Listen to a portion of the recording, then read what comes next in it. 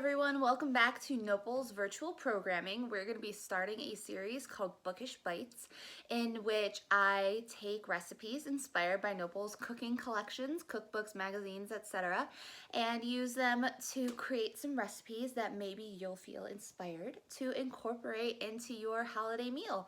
Or if you don't celebrate the holidays, feel free to make these anytime. For those of you who don't know me, my name is Jackie. I am the Adult Services Librarian at NOPL, North Syracuse. And I'm a big cook. I love to bake. I love to create in the kitchen. I like to experiment too, but I will be sticking mostly to the recipes for these. So let's go ahead and dive in with our first recipe. Today's recipe comes to you from Taste of Home magazine, which can be found at all NOPL locations. I do have North Syracuse's out right now, but I will return it and you can check it out. This is the October-November Taste of Home edition, and we are going to be making Swiss potato soup. It looks delicious, and it is definitely soup weather outside right now. So let's go ahead, we'll get started. The only special equipment you will need for this is maybe an immersion blender. Let me get mine. This is an immersion blender, motor plugs in here, and it just, in case you've never seen one before, you can use a regular blender. You can even just use a potato masher if you like things chunky. I just kind of like my soups really finely blended, so I'm going to be using my immersion. The other thing you're going to need is a soup pan, saucepan, and that's it. Let's go ahead and we'll get started. The recipe we're using calls for some pretty basic and simple ingredients. As you can see here, we're going to have bacon, onion, water, potato, salt and pepper to taste, flour, milk, and Swiss cheese. So I'm going to be using a red onion because I like the flavor better. I've got some nice hardwood smoked bacon out at room temperature. Swiss cheese, if you want to be fancy and cut up your own Swiss cheese, go for it. I'm not fancy. It just says fancy shredded. That's as fancy as I get. Red potatoes, because again, I think they have a little bit better flavor. They're very sprouty, have lots of evil eyes on them, so I'm gonna have to cut those out. And salt and pepper to taste, milk and water in the sink. So first things first, let's go ahead. We are going to peel and chop these potatoes and take the evil eyes out and throw them outside. While we're at it, I'm also going to chop up this onion and just get all my veggies chopped at the same time.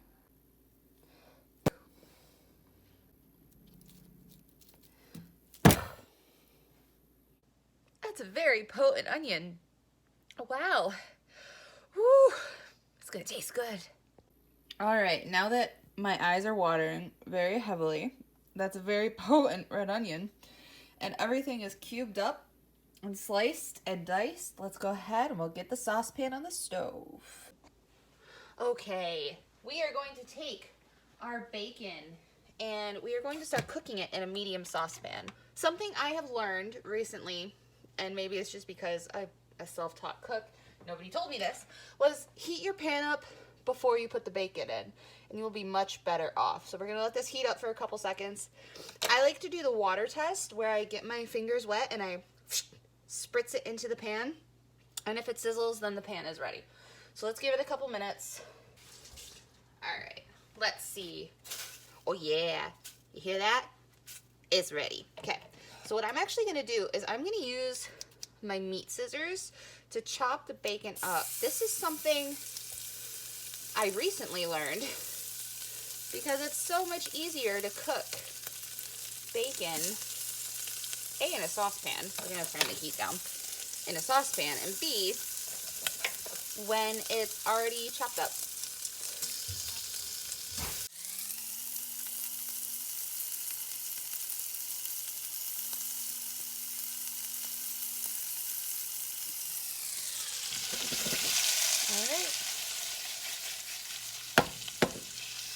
Make sure you use a non-stick pan for this as well.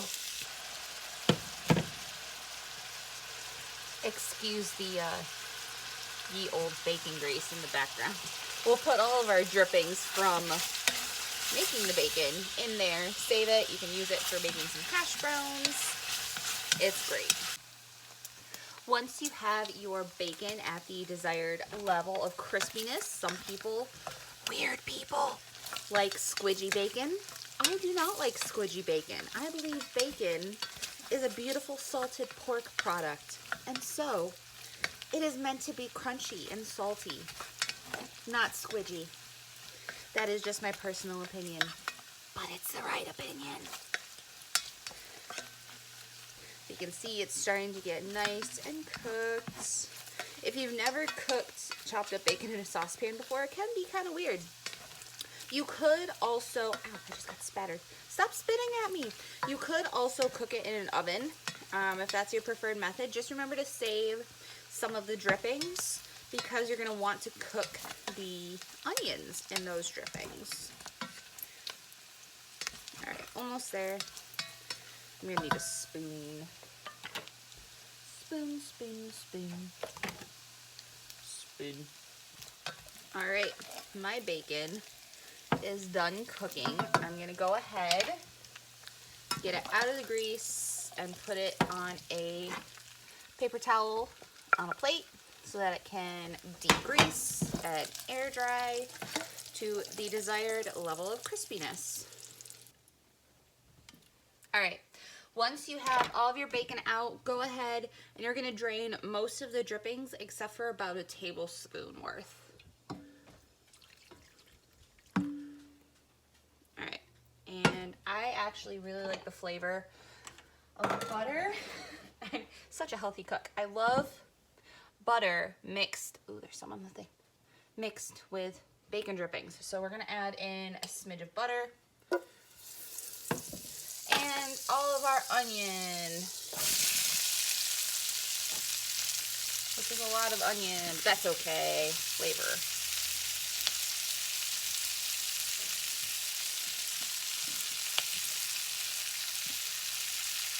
And you're gonna saute your onions until they're nice, not quite caramelized, but they're see-through, translucent.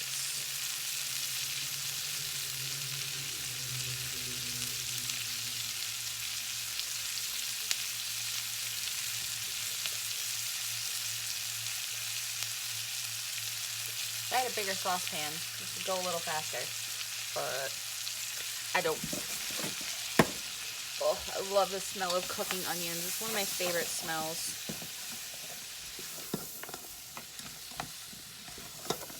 If only this came with a scratch and sniff option.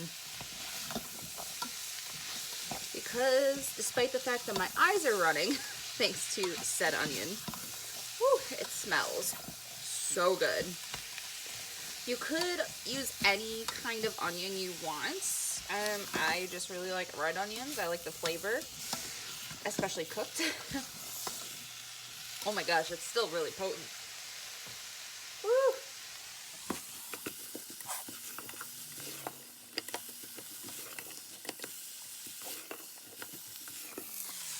I'm just making sure that my onion, like I still have chunks of onion in here from chopping. So I just want to get them all separated up so that it's easier to cook through.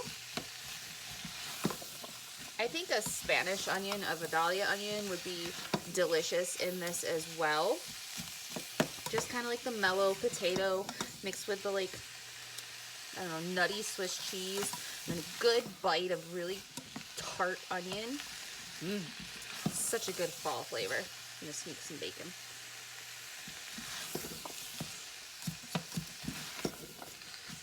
All right, I'm happy with my onions. Next up, we're gonna add in our potatoes.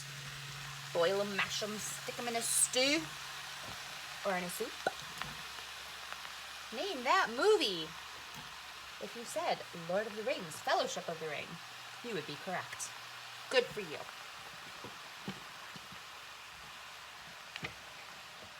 Ooh, I might have needed a bigger saucepan. Oh well.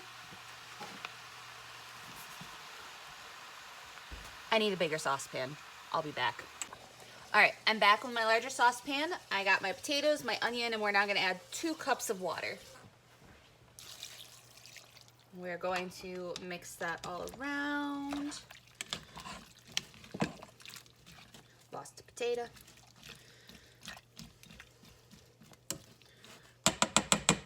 All right, and now comes the fun part. We cover and we let it boil. I I don't have any lids that fit any of my saucepans, so don't judge me for the extra large cover. It works. All right, once we have a good boil going, we are going to add our salt and pepper. The recipe calls for 1.5 teaspoons of salt and 1/8 of a teaspoon of pepper. If you like something salty, add more salt. I'm gonna do, that's about 1.5 teaspoons of salt. And so 1/8 of a teaspoon, fun fact, is just a pinch of pepper. So we're just gonna go pinch of pepper. And now you're going to reduce heat to a simmer, give it a stir, keep that simmer going, and you're going to let it simmer for 7 to 10 minutes until the potatoes are fork tender, so you can smoosh them. All right, I will be back when we're done simmering away. Okay, we are ready for the next step. My potatoes are nice and fork tender, and my house smells absolutely delicious right now. So once you are all simmered down and your potatoes are tender, we are going to add the flour and milk together. So we have 1/3 cup flour and 2 cups milk. The recipe calls for 2%. I drink 1%. So go ahead, just toss it together like so. We're gonna give it a whisk. All right, and once your flour and milk are lovely and combined, you're gonna go ahead and just add it slowly to your potato mixture. I think there's some nice flour chunks in there. Okay, and we are going to mix it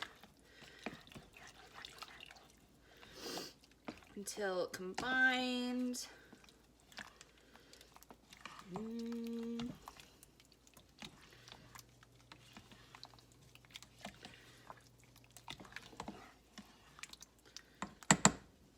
Get some of those flour chunks out. Okay. And now you're going to go ahead and bring the mixture back to a boil. This is going to take a couple minutes. I am going to cover it so it boils a little faster. All right, so we are going to just let this keep boiling. Get to a boil. Oh, it's starting to thicken up really nicely. Yum! Make sure nothing's sticking to the bottom. I like to just kind of scrape the bottom with my spoon.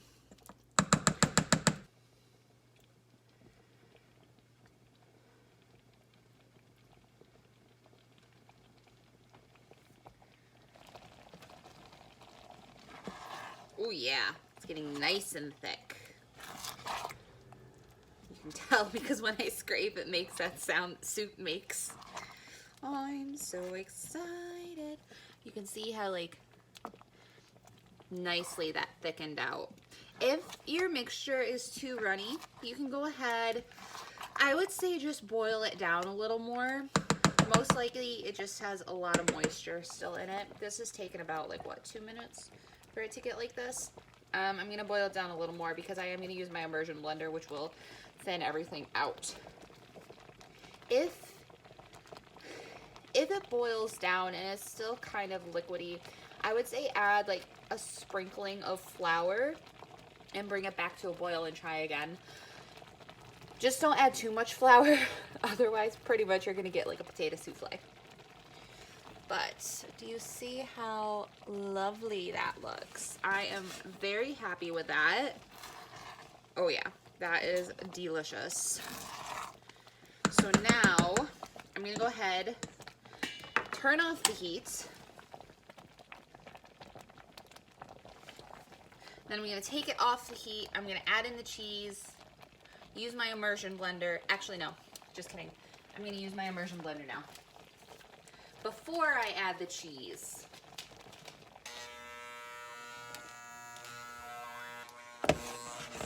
Again, you can also use a regular blender for this. That's totally fine too.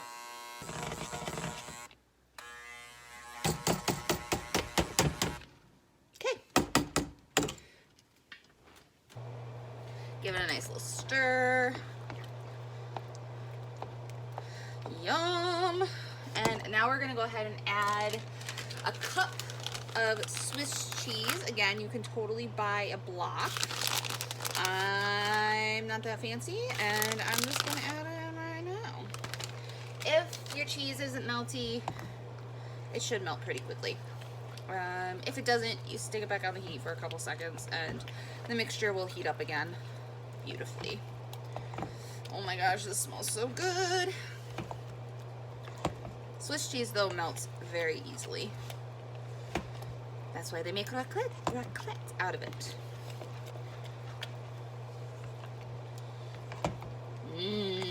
Look at that thick, goopy mixture. Oh yeah, I'm here for it.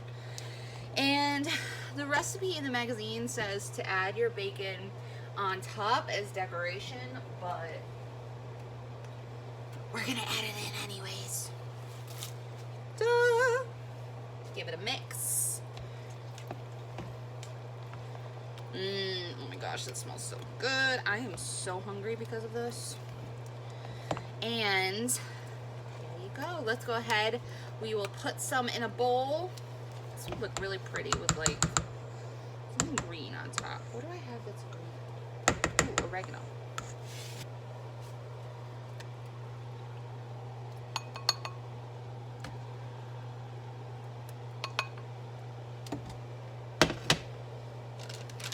We're gonna add another little sprinkle of Swiss cheese on top. And if I had parsley, I would put parsley on. Well, I do have parsley. I have dried parsley. Let's add that. Just a little bit. And turn my fan off. There you have it, ladies and gents, NOPL patrons. Thank you for tuning in to this potato soup. All right, taste test time. It smells so good.